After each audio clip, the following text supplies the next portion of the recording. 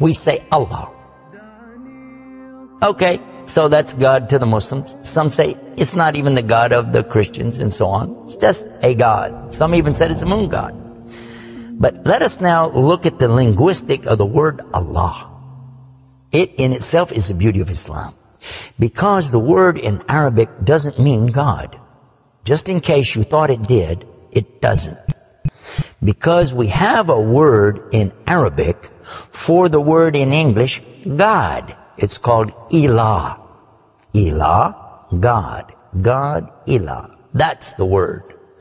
But when we speak about the one and only God, the one that's to be worshipped, the God of Adam, the God of Abraham, and the God of Moses, God of Jesus Christ, peace be upon him, and the God of Muhammad, peace be upon him, we're talking about essentially the only God that's worthy to be worshipped.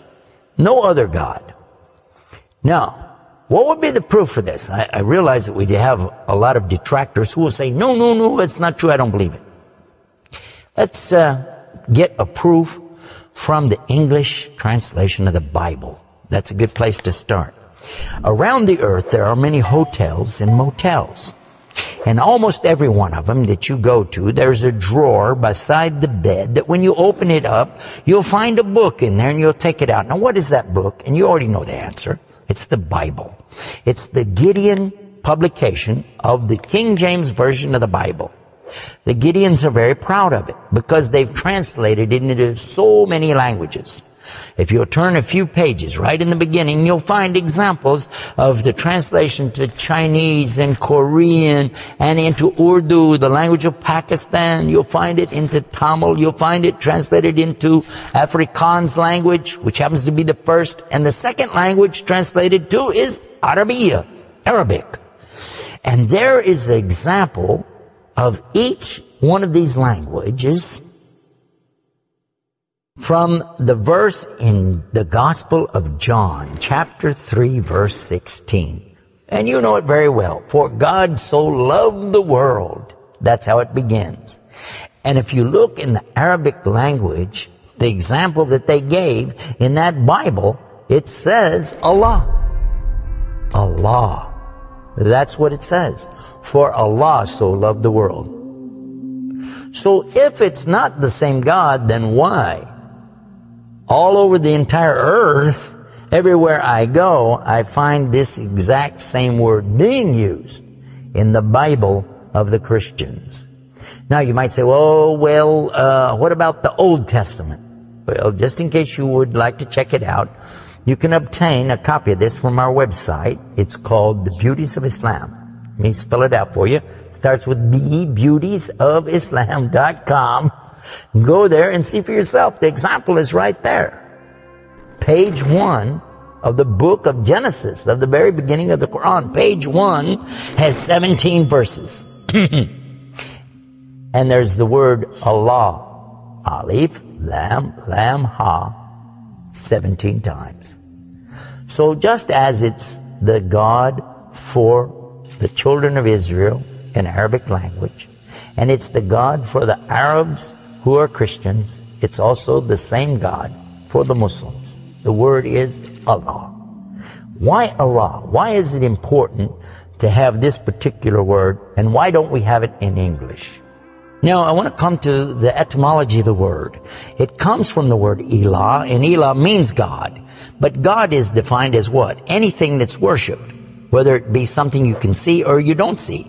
Something you can touch or not touch, something that you can hear or not hear.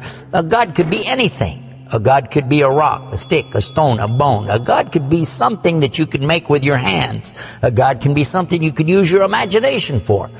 It could be a human being. A God could be anything. G-O-D, God could be anything. But there is no word in English for Allah. So when you translate the word Allah to be God, you've actually diminished the meaning of Allah. That's why whenever you translate the Bible from English to Arabic, you need to use the word Allah instead of God with a big G, which now gives us a clue to the problem. In the English language, they only have one word, God. Little G-O-D. It means something worshipped. It could be idols images, pictures, statues. It could be human beings. It could be anything. This is God's. Little G-O-D-S. But when you mean the God, you have to capitalize the G. You have to make a big G. Now, what happens if you're going to start the sentence with the word God? You have to make a big G anyway, don't you? So you wouldn't know if it was God, big God, or God, a little God, just any old God. You wouldn't know. Also, whenever you're speaking to someone, they can't see the letters. So when you say God, which God? What God are you talking about?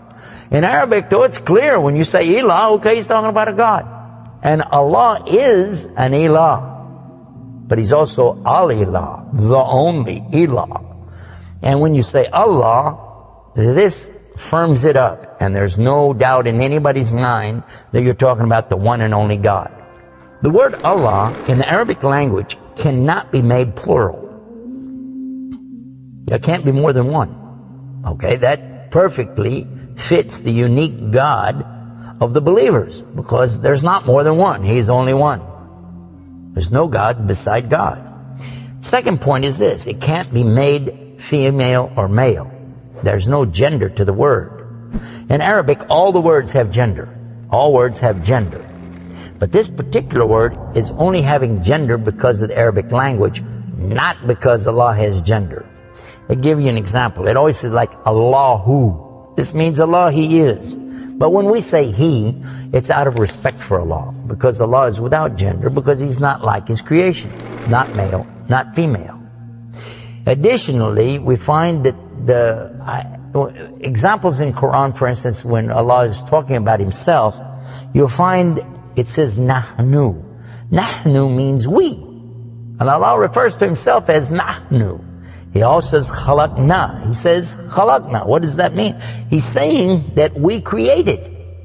And throughout the Quran you find Allah referring to Himself as we, our, and us. And right away you're going to say, okay, if that's not plural, then what is? In fact, this is the royal we used by a king or a queen when they're giving decrees. We have it in English too, so you can understand. The king says, we decree the following, and he's talking about himself. It's the royal we. Now, I thought about this quite a bit, and I was trying to think, how could I give a better example?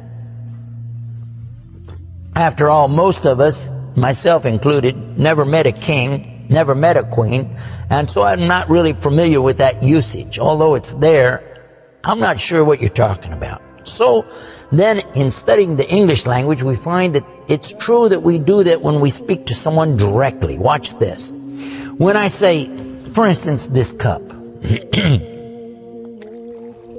Okay. I would say, this is a cup.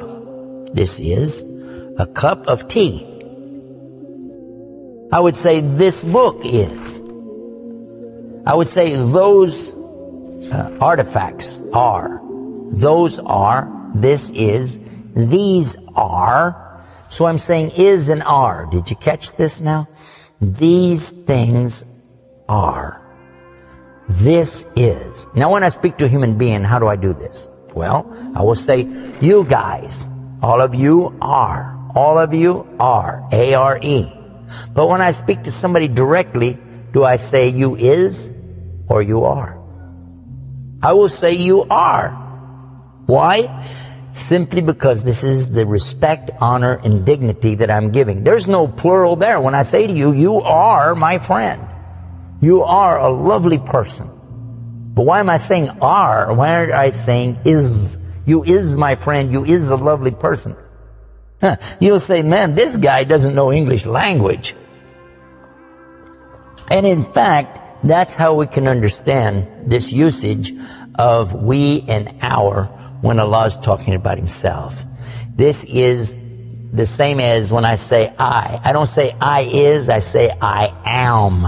And again, it's to show the, not plural, but rather the specific nobility, dignity, and honor that you give to the one who's speaking about himself and to the one he's speaking to. And in the same way, that's exactly what Allah is doing when He says Nahnu and Khalaqna. and other examples throughout the Quran. So now what we've learned is that Allah's name itself is the perfect name for Allah. It is something that is so fantastic to describe who He is and who He isn't. The one and only God. There is none other like Him, nothing like unto Him, Allah, and at the same time, the dignity, the royalty, the honor that's due Him is contained in His name. Not like anything else, not male, not female, and yet He is the all Allah, the only God.